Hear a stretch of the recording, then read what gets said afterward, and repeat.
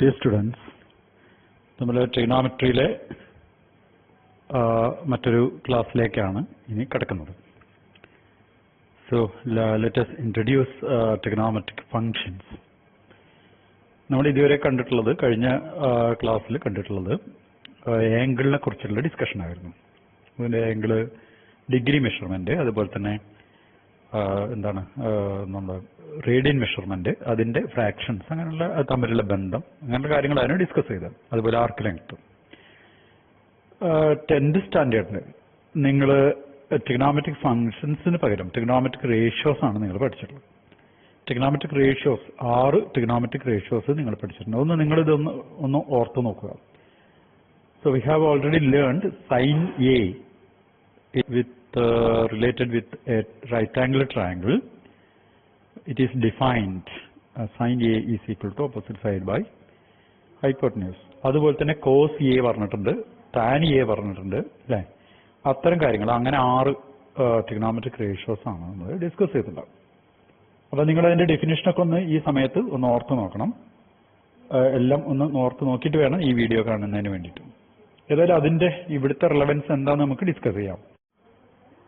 നമ്മൾ ഒന്നാമത്തെ ചാപ്റ്ററിൽ ഇപ്പോൾ പഠിച്ചുകൊണ്ടിരിക്കുന്ന സെറ്റ്സ് എന്ന ഭാഗം, സെറ്റ്സ് അതുപോലെ തന്നെ റിലേഷൻ ഫംഗ്ഷൻ എന്ന 2 ചാപ്റ്റർ ഉണ്ട്, അല്ലേ? സെറ്റ്സിൽ നിങ്ങൾ കുറെ കാര്യങ്ങൾ കണ്ടു. എന്താണ് സെറ്റ്സ് എന്ന് നിങ്ങൾ പഠിച്ചു കഴിഞ്ഞതാണ്. അപ്പോൾ നമുക്ക് ഈ ചാപ്റ്ററിൽ സെറ്റ്സ് എന്ന ഒരു ഭാഗത്തിന് ഒരു ഇമ്പോർട്ടൻസ് ഉണ്ട്. അപ്പോൾ നേരത്തെ പറഞ്ഞിട്ടുണ്ട്, ഇതേപോലെ ഈ ആദ്യത്തെ ചാപ്റ്റർ പഠിക്കുന്നതും രണ്ടാമത്തെ ചാപ്റ്റർ പഠിക്കുന്നതും ഒക്കെ തമ്മിൽ ബന്ധമുണ്ട് എന്നുള്ളൂ. മൂന്നാമത്തെ ചാപ്റ്റർ ഇപ്പോൾ നമുക്ക് ട്രിഗണോമെട്രിയിലും ഇത് ആവശ്യമാണ്. അപ്പോൾ എന്താണ് സെറ്റ്സ് എന്ന് നമുക്കൊന്ന് നോക്കാം. അതുപോലെ തന്നെ ക്രോസ് പ്രോഡക്റ്റ്, പുതിയൊരു ആശയമാണ് നിങ്ങൾ മുന്നോട്ട് വയ്ക്കുന്നത്. ക്രോസ് പ്രോഡക്റ്റ്, അതുപോലെ റിലേഷൻ, രണ്ടാമത്തെ ചാപ്റ്ററിൽ നമ്മൾ പറയുന്ന റിലേഷൻസ്. അപ്പോൾ എന്താണ് ഇതിന്റെ പ്രത്യേകതകൾ എന്നൊക്കെ നമുക്ക് നോക്കാം. Sets collection of distinguishable objects ആണ്. അപ്പോൾ കളക്ഷൻ ഓഫ് ഡിസ്റ്റിങ്വിഷബിൾ ഒബ്ജക്ട്സ് എന്ന് പറഞ്ഞാൽ തിരിച്ചറിയാൻ പറ്റുന്ന വസ്തുക്കളുടെ ഒരു കളക്ഷനെയാണ് നമ്മൾ സെറ്റ്സ് എന്ന് പറയുന്നത്. ഓക്കെ, അപ്പം അതേപോലെ തന്നെ ക്രോസ് പ്രോഡക്റ്റ്. ക്രോസ് പ്രോഡക്റ്റ് എന്ന് പറയുന്നത് ഒരു എ എന്ന് പറയുന്ന ഒരു സെറ്റും ബി എന്ന് പറയുന്ന ഒരു സെറ്റും കൺസിഡർ ചെയ്യുക. അതിന്റെ ക്രോസ് പ്രോഡക്റ്റ് എന്ന് പറയുന്നത് set of all ordered pairs X Y such that X belongs to A and Y belongs to B. ആദ്യത്തെ എലിമെന്റ് എയിൽ നിന്നും രണ്ടാമത്തെ എലിമെന്റ് ബിയിൽ നിന്നും വരുന്ന തരത്തിലുള്ള എല്ലാ ഓർഡേർഡ് പെയർസ്. എന്താ ഓർഡേർഡ് പെയർസ്? ഇവിടെ സെറ്റ്സ് പോലെ തന്നെ, സെറ്റിൽ പറഞ്ഞതുപോലെ തന്നെ എലിമെന്റുകൾക്ക് കണ്ടോ, എക്സ് ആദ്യത്തെ എലിമെന്റ് എക്സും രണ്ടാമത്തെ എലിമെന്റ് വൈ ആയിട്ട് അതിനൊരു ഓർഡർ ബാധകമാണ്. ഇത് നിങ്ങൾക്ക് പരിചയമുണ്ട്, നിങ്ങൾ SSLC നിങ്ങൾ കണ്ടിട്ടുണ്ട്. അപ്പോൾ ഈ ഓർഡേർഡ് പെയർ എക്സ് വൈ എന്ന് പറയുന്നത് അതിന്റെ സെറ്റിനെയാണ് നമ്മൾ എക്സ് ബിലോങ്സ് ടു എയും അതുപോലെ വൈ ബിലോങ്സ് ടു ബിയും. ഇതിന്റെയൊക്കെ കളക്ഷനെയാണ് നമ്മൾ ക്രോസ് പ്രോഡക്റ്റ് എന്ന രീതിയിൽ അറിയപ്പെടുന്നത്. ഓക്കെ, രണ്ടാമതായി നമ്മൾ റിലേഷൻ. റിലേഷൻ എന്ന് പറയുന്നത് any subset of A is a relation from any subset of A അല്ല കേട്ടോ, എ ക്രോസ് ബി ആണ്. Any subset of A cross B is a relation from A to B എന്നാണ്. Any subset of A cross B. നമുക്കൊരു എക്സാമ്പിളിലൂടെ നോക്കാം. That A is equal to set 1 2 3 and b is equal to set -1 0 1. Then നമുക്ക് എങ്ങനെ A cross B പറയാം? A cross B is equal to ആദ്യത്തെ element 1, അല്ലേ? 1 then -1 1 -1 ordered pair -1 -1 then 1 0 then next comes 1 1 then 2 -1 2 0 2 0 then next 2 1, അല്ലേ? പിന്നെ 3 വെച്ചിട്ടുള്ള 3 element 3 -1 3 0 3 1. അപ്പൊ ഈ ഒരു കളക്ഷനാണ് നമ്മൾ എ ക്രോസ് ബി എന്ന് പറയുന്നത്. അപ്പൊ എ ക്രോസ് ബിയിലുള്ള എലിമെന്റ് എത്ര എലിമെന്റ് ഉണ്ടെന്ന് നമുക്ക് കൃത്യമായിട്ട് ഇവിടെ പറയാൻ പറ്റും. അവിടെ 3 എലിമെന്റും രണ്ടാമത്തെ ബിയിൽ 3 എലിമെന്റും ആകുമ്പോൾ ടോട്ടല് 9 എലിമെന്റ്സ്. ഓക്കെ, അപ്പോൾ എ ക്രോസ് ബി ഇതേപോലെ നിങ്ങൾ ചെയ്യേണ്ടത് ബി ക്രോസ് എ കണ്ടുപിടിക്കാം. എ ക്രോസ് ബി വെച്ചിട്ട് ഇതേ രീതിയിൽ തന്നെ നിങ്ങൾ ബി ക്രോസ് എ എഴുതുക. അത് നിങ്ങൾ ഇപ്പൊ ചെയ്യേണ്ട ഒരു വർക്കാണ്. ഇതേപോലെ നിങ്ങൾക്ക് വിവിധ എക്സാമ്പിൾസ് ഒക്കെ വെച്ചിട്ട് നിങ്ങൾക്ക് ചെയ്യാം. ഇനി ഇവിടെ എന്താണ് ഒരു റിലേഷൻ എങ്ങനെ പറയാം? റിലേഷൻ എന്ന് പറഞ്ഞാൽ subset of A cross B. എല്ലാ എലിമെന്റും ഞാൻ എടുക്കുന്നില്ല. ഞാൻ എടുക്കുന്ന എലിമെന്റ് 1 0 2 -1 2 0 3 -1 എന്ന ഈ 4 എലിമെന്റ് മാത്രം വെച്ചിട്ട് it is a relation from A to B എന്നാണ്. So this is a relation from A to B എന്ന് നമുക്ക് പറയാം. ഓക്കെ, ഇനി ഇങ്ങനെ കിട്ടുന്ന 4 എലിമെന്റ് തന്നെ വേണമെന്നൊന്നുമില്ല, എത്ര എലിമെന്റ് വേണം എടുക്കാം. ഇനി പുതുതായിട്ട് നമ്മളൊരു കാര്യം ഇൻട്രൊഡ്യൂസ് ചെയ്യുന്നു, that is domain of capital R. എന്താ ഡൊമൈൻ? ആദ്യത്തെ എക്സ് വാല്യൂസ്. അപ്പൊ എക്സ് വാല്യൂസ് എന്ന് പറയുമ്പോൾ 1 വരും, രണ്ടാമത്തെ 2 വരും, 2 പ്രാവശ്യം ആവർത്തിക്കുന്നത് വേണ്ട, ഒരു പ്രാവശ്യം എഴുതിയാൽ മതി, 3 വരും. അപ്പൊ this one is the domain of capital R. അത് ശരിക്കും എ തന്നെയാണ്. ഇനി റേഞ്ച് ഓഫ് ആർ എന്ന് പറഞ്ഞാലോ y വാല്യൂസ് ആണ്. 0, -1 മാത്രം അല്ലേ, -1 ആൻഡ് 0. അത് ആവർത്തിച്ച് വരുന്നു, എഴുതണ്ട, ഒരു പ്രാവശ്യം എഴുതിയാൽ മതി, ദാറ്റ് ഇസ് -1 ആൻഡ് 0. പക്ഷെ അതൊരു സബ്സെറ്റ് ഓഫ് ബി ആണ്. ആർ ക്യാപിറ്റൽ എ തന്നെയാണ് ആറിന്റെ ഡൊമൈൻ, പക്ഷേ റേഞ്ച് എന്ന് പറയുന്നത് ബിയുടെ സബ്സെറ്റ് ആണ്. അപ്പൊ നിർബന്ധമൊന്നുമില്ല, ഇനി കംപ്ലീറ്റ് എ തന്നെ ആവണം നിർബന്ധമില്ല ഡൊമൈൻ. ഓക്കെ, ഇനി നമ്മൾ ഫംഗ്ഷൻ എന്താണെന്ന് നോക്കാം. എന്താണ് ഫംഗ്ഷൻ? ഫംഗ്ഷൻ എന്ന് പറയുന്നത് it's a relation from A to B is a function if എന്താ വരുന്നത്? It's a relation from A to B if condition ഉണ്ട്. എന്താ condition? Each and every element in A has a unique image in B. അങ്ങനെയാണെങ്കിൽ മാത്രമേ നമ്മൾ അതിനൊരു relation. നമുക്കിപ്പോ നേരത്തെ പറഞ്ഞിട്ടുള്ളത് നോക്കൂ. ഇവിടെ നമ്മൾ പറയുന്നത് ക്യാപിറ്റൽ ആർ ഇസിക്കൽ ടു 1 0 2 -1 2 0 3 -1 എന്നാണ് അല്ലേ? പക്ഷെ ഇവിടെ എല്ലാ എലിമെന്റുകൾക്കും ഇമേജ് ഉണ്ട്. 1 2 3ക്ക് ഇമേജ് ഉണ്ട്, 3ക്ക് -1 വന്നിട്ടുണ്ട്. അപ്പോ അതെ, അപ്പം പക്ഷെ ഇതൊരു ഫംഗ്ഷൻ ആണോ? ഇതൊരു ഫംഗ്ഷൻ ആണെന്ന് നമുക്ക് പറയാൻ പറ്റുമോ? എല്ലാ എലിമെന്റുകൾക്കും ഇമേജ് ഉണ്ട്. Each and every element has an image. Image എന്ന് പറഞ്ഞത് അറിയാലോ, എക്സിന്റെ ഇമേജ് ആണ് വൈ എന്ന് പറയുന്നത്. അപ്പൊ ഒരു എക്സ് വാല്യൂ എടുത്താൽ അതിന്റെ വൈ വാല്യൂ എന്താണോ അതാണ് ഇതിന്റെ ഇമേജ്. അപ്പൊ ഇവിടെ എല്ലാ എലിമെന്റുകളും ഡൊമൈനിൽ വന്നിട്ടുണ്ട്, അതുകൊണ്ട് എല്ലാ എലിമെന്റുകൾക്കും ഇമേജ് ഉണ്ട്.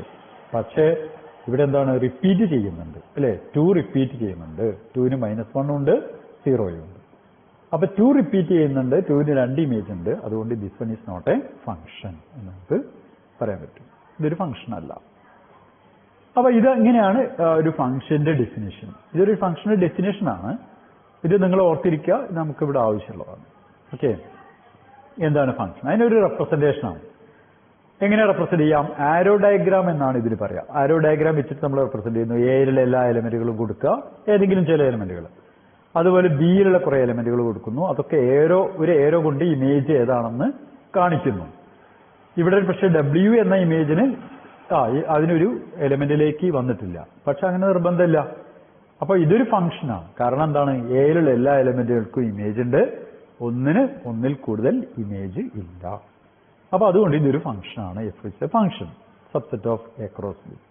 ഇനി നമുക്ക് consider the function A from A is equal to -2 0 1 2 to b is equal to 1 2 3 4 as f of x അല്ലെങ്കിൽ f is equal to -2 1 0 4 1 2 3 2 3 which can be represented graphically as. അപ്പൊ ഇതിപ്പോ നമ്മൾ പറഞ്ഞിട്ടുള്ളത് എന്താണ്? റോസ്റ്റർ ഫോമിലാണ്. ഫംഗ്ഷൻ റോസ്റ്റർ ഫോമിൽ നമുക്ക് ഇതേപോലെ റെപ്രസെന്റ് ചെയ്യാം. അതിന്റെ ഒരു ഗ്രാഫിക്കൽ റെപ്രസെന്റേഷൻ ആണ് ഈ കൊടുത്തിട്ടുള്ളത്. എന്താ ഗ്രാഫിക്കൽ റെപ്രസെന്റേഷൻ?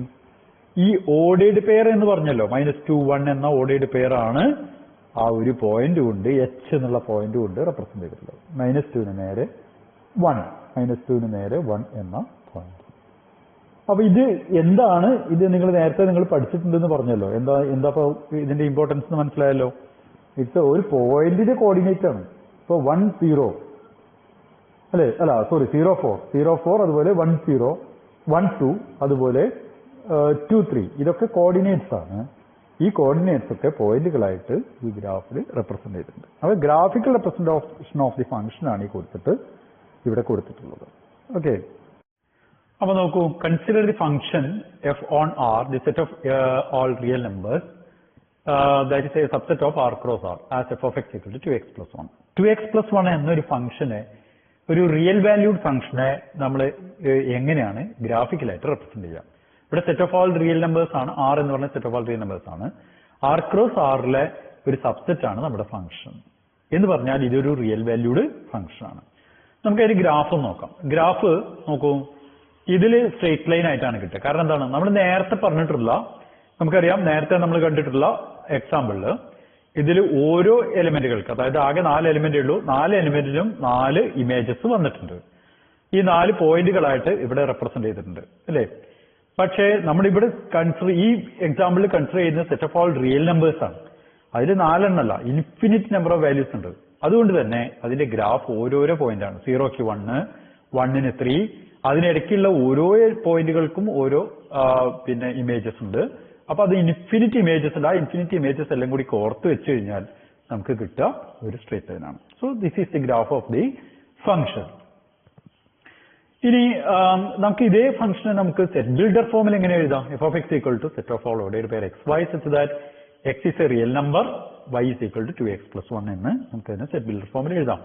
ഈ ഫംഗ്ഷന്റെ ഡൊമൈൻ എന്ന് പറയുന്നത് കംപ്ലീറ്റ് റിയൽ നമ്പേഴ്സ് ആണ്. അതുപോലെ റേഞ്ച് എന്ന് പറയുന്നതും കംപ്ലീറ്റ് റിയൽ നമ്പേഴ്സ് ആണ്.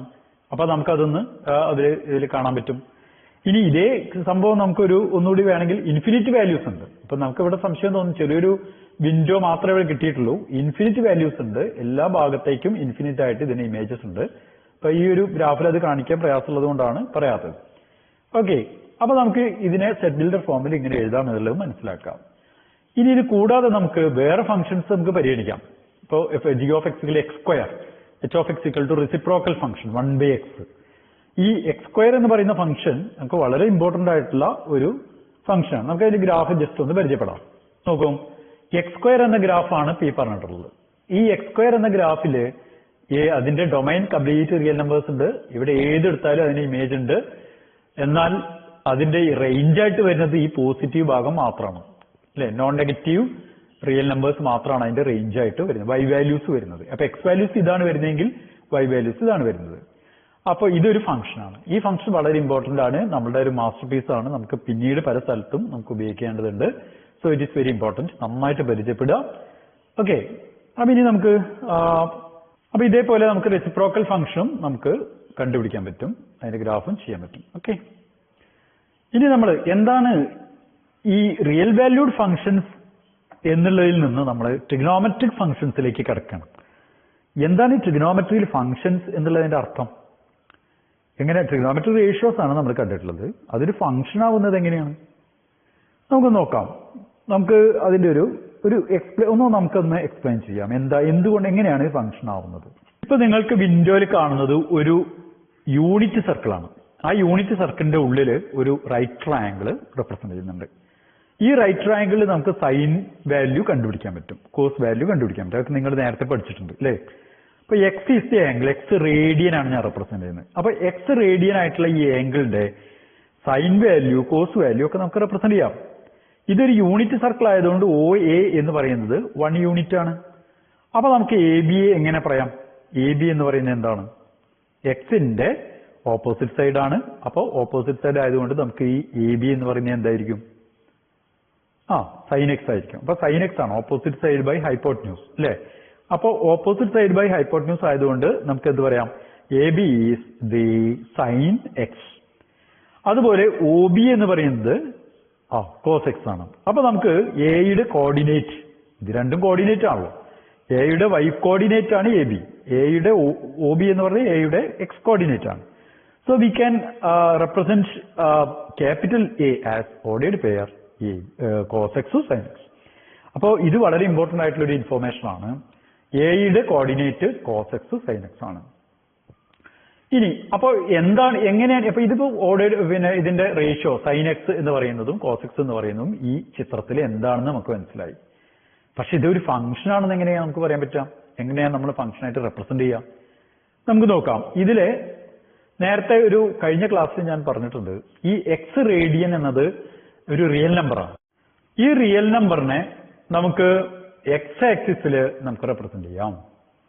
അതായത് എക്സ് വാല്യൂ എന്ന് പറയുന്ന ഈ എക്സിന്റെ വാല്യൂ എന്ന് പറയുന്നത്, അതായത് റേഡിയൻ മെഷർമെന്റിനെ ഈ എക്സ് ആക്സിസിൽ ഞാൻ റെപ്രസെന്റ് ചെയ്യുന്നു. അത് OE എന്ന ഈ ഡിസ്റ്റൻസ് ആണ്.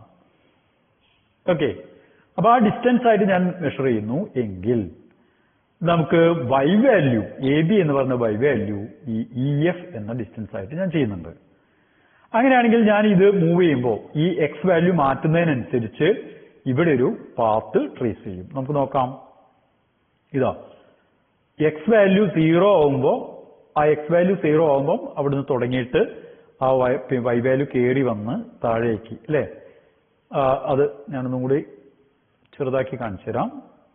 നോക്കൂ, ഇവിടെ y വാല്യൂ 0 വന്നു, അതിങ്ങനെ കുറഞ്ഞു വന്ന് കൂടി വന്ന് 2π വരെ എത്തുന്നു അല്ലെ. അപ്പൊ ഇങ്ങനെ ഒരു കർവായിട്ടാണ് നമുക്ക് sin x ഫംഗ്ഷൻ കിട്ടുന്നത് എന്ന് കണക്കാക്കാം. അപ്പൊ sin x ഫംഗ്ഷൻ എന്ന് പറയുന്നത് ഈ ഒരു നീല നിറത്തിൽ വരുന്ന കർവാണ്. ഇത് ഇവിടെ മാത്രമേ ഉള്ളൂ? അല്ല. കാരണം എന്താണ്? ഇത് പോസിറ്റീവ്, ഇനി ഒരുപാട് റൊട്ടേഷൻ ഉണ്ട്. എത്ര റൊട്ടേറ്റ് ചെയ്താലും നമുക്ക് ഇതിങ്ങനെ ആവർത്തിച്ചുകൊണ്ടേയിരിക്കും. നെഗറ്റീവ് സൈഡിലേക്കും റൊട്ടേറ്റ് ചെയ്യാം. അപ്പൊ നമുക്ക് sin xന്റെ നെഗറ്റീവ് ഭാഗത്തേക്കുള്ള കർവ് കിട്ടും. അപ്പൊ നമുക്ക് ഇതൊരു ഫംഗ്ഷൻ ആയിട്ട് നമുക്ക് റെപ്രസെന്റ് ചെയ്യാം. ഞാൻ അതിന്റെ ഒരു ഗ്രാഫ് ഞാനിവിടെ വരയ്ക്കാൻ പോകുന്നു. sin x. ഓക്കെ.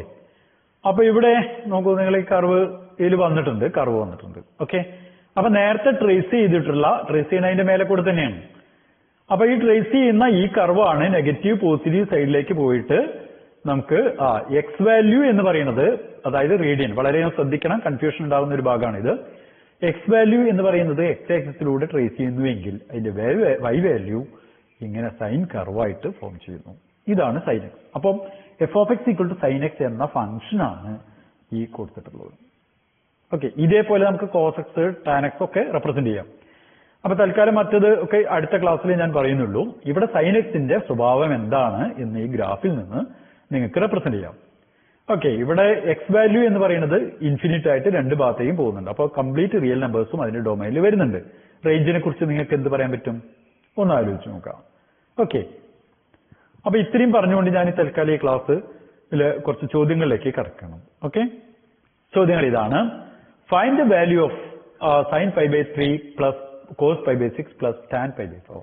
ഈ വിലകൾ എന്താണെന്ന് നിങ്ങളൊന്ന് ഓർത്ത് നോക്കിയിട്ട് ഈ വിലകൾ ഇതിൽ കൊടുക്കുക. അതുപോലെ ഈ 4 ചോദ്യങ്ങൾ ഇതേപോലെ ചെയ്യുക. ഫൈൻഡ് ദ വാല്യൂസ്, ഇതിന്റെ വിലകൾ കണ്ടുപിടിക്കുക. ഈ 4 ചോദ്യങ്ങൾ നിങ്ങൾ ചെയ്തു വെക്കുക. ഓക്കെ. അപ്പൊ sin x നെ കുറിച്ച് നന്നായിട്ട് വീണ്ടും ആവർത്തിച്ച് വായിച്ച് പഠിക്കുക, നോക്കി പഠിക്കുക. ഇത് തുടർന്ന് ബാക്കിയുള്ള അതിന്റെ ഡൊമൈൻ ആൻഡ് റേഞ്ച് എല്ലാ ഫംഗ്ഷന്റെയും നമുക്ക് കണ്ടുപിടിക്കണം അടുത്ത ക്ലാസ്സിൽ. ഓക്കെ.